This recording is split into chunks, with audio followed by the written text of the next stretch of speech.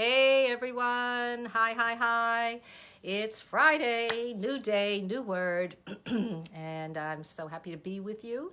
Today we had a little dusting of snow, so everything looks so pretty outside, and I'm glad that I don't have to go out in it right at this moment. So, but it sure is pretty to look out the window and see everything covered with beautiful little bits of white everywhere. All right, so today I got something stuck in my throat. I don't, sorry about that. Today, we're up to the letter I in our journey through the alphabet, finding interesting words that we can talk about and pull apart a little bit, perhaps, give a different context to, or shift our perception of.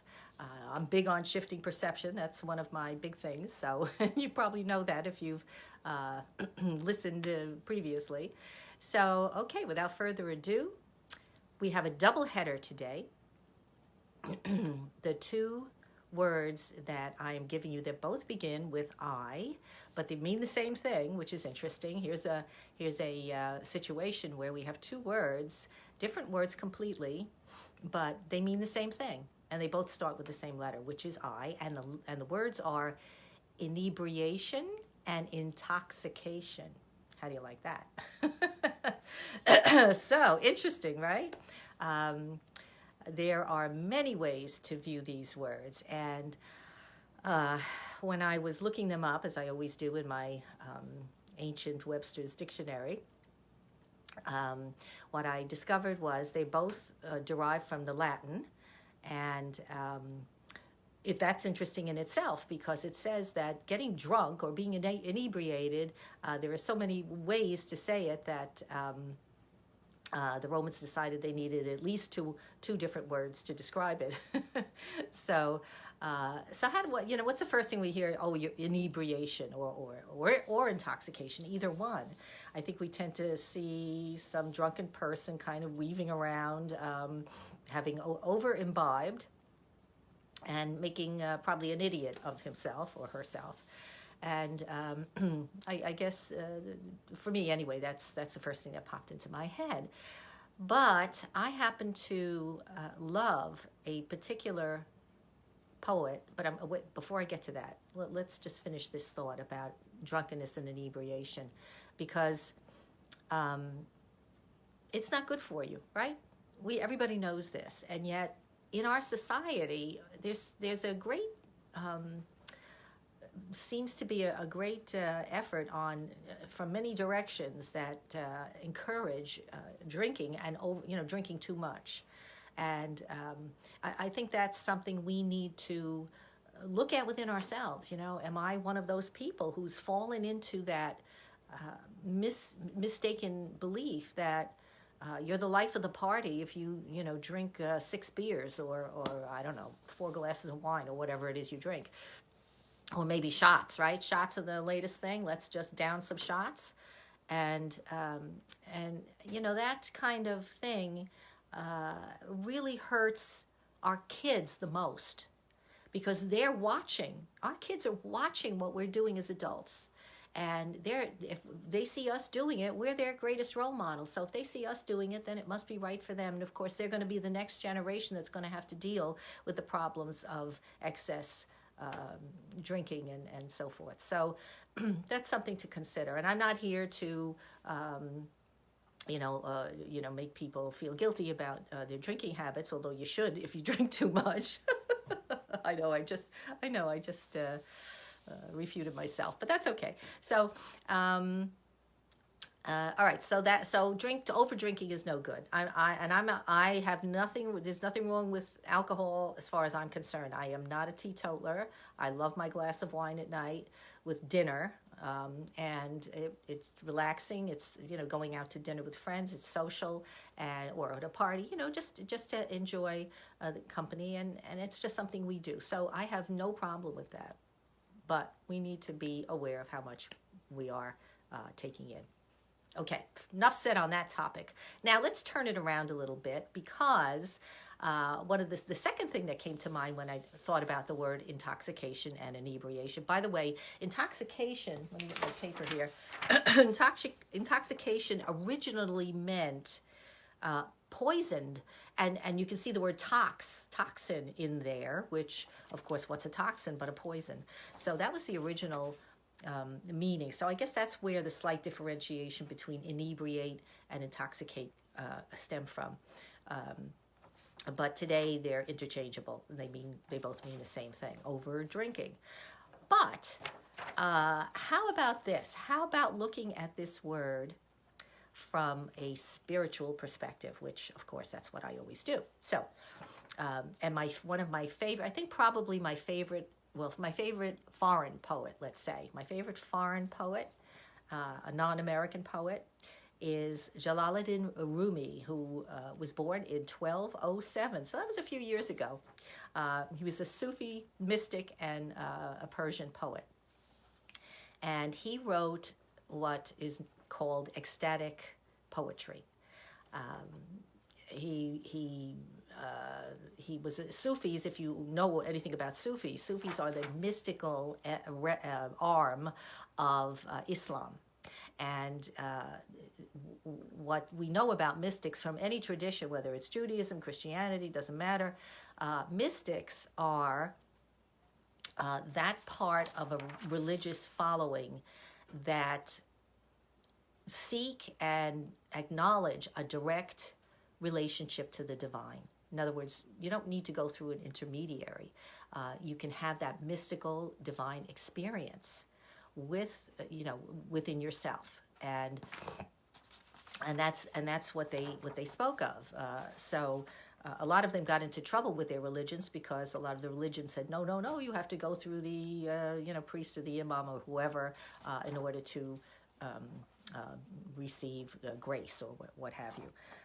So mystics were and always have been the kind of people who sing. They sing their own tune. They come from their own place, and they really don't care what anybody else thinks, and that's a good thing. We need those kinds of people. So Rumi, getting back to Rumi, he was this ecstatic poet, and I'm going to read you a little short bit of a poem that he wrote. And it goes like this. I know nothing of two worlds. All I know is the one. I seek only one. I know only one. And I sing of only one. I am so drunk on the wine of my beloved that both worlds have slipped from my reach. Now I have no business here but to reach for the cup of my beloved. So, hearing that, we hear him talking about getting drunk on the wine of his beloved. Now, we know he's not really talking about wine that's made from grapes, right? We know he's talking about wine that comes, the wine of the awareness of God's love. So that's what he's talking about. When he's talking about he's getting drunk on the wine of his beloved, he's drunk on the acknowledgement, the awareness of his connection to the divine, to the source. And it doesn't matter what you call that source. Again, we're not here to say one thing is better than another thing, and mystics never did anyway. They would all agree that you can call the divine whatever you want, because it's not about words, it's not about any kind of cogitation. It's an experience.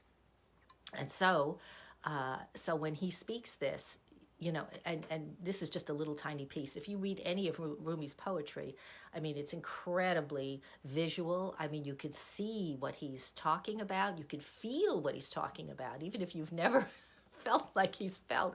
I think you could really start to feel what he feels, that incredible sense of love and nurturing from the divine that he feels, because he's made this commitment to be part of the one, part of the oneness.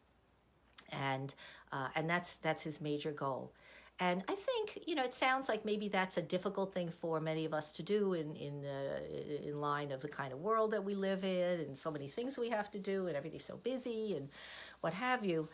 And yet I'll argue with that, because I'll say that we can do that, and I try to do that as best I can in my own life, is that we can come from that place of acknowledging our oneness with the divine and listening. This is why I teach meditation. I teach it because, for me, meditation is not about blanking your mind or, I don't know, going off into la la land. It's not about that. It's about recognizing what you have to do in this world while you're here, and receiving that guidance that will tell you, go here, do this, talk to so and so, and bring that love of the divine with you wherever you go. So that's hi, Peter. Oh, Peter, Michael. We have Frank. Hi, guys. Thanks for joining me. So we have this opportunity to do that, to take ourself, whatever it is our expertise is, whatever we do that we enjoy, and tap into God's love within us, that we can see how we can share that with the rest of the world. So in that sense, we are getting drunk on the love of God in our hearts, in our minds, and kind of letting everything else go, right? When you're drunk, you don't care about anything, right? You're in the flow, you're in the moment, you're just happy, hopefully. Most drunks that I know look pretty happy when they're in that state. And so they, you're in the moment. And I think that's part of it too, which is letting the past and the future go and being present in the moment. So part of that drunken state kind of acknowledges that in a very odd way. Of course, not in the normal way that we would. So we can do that. I really do truly know we can do that. I'm happy just about most all the time. I am happy. And I am happy because, or I'm happy when I remember to make that connection with the source, with the divine, with the love that created us. That's what I believe. I believe love created us. Now, we can go into a whole nother discussion of, well, things are not so loving in this world, and who would a loving creator create a world like this? And I believe me, I've gone through that because I'm a Course in Miracles student. I have a perfect answer for that, but not now. So if you're interested, shoot me an email. And by the way, if you like our discussion, please give me a like. I would love to see likes. I'd love to see comments. Please respond back. Let me know what you're thinking about this topic. That would be great. And so go out there, get drunk on the divine love of God. Get drunk and share that with everybody you meet this weekend and for the rest of your life. All right? So many blessings. Have a beautiful weekend and so on until we meet again. Bye-bye.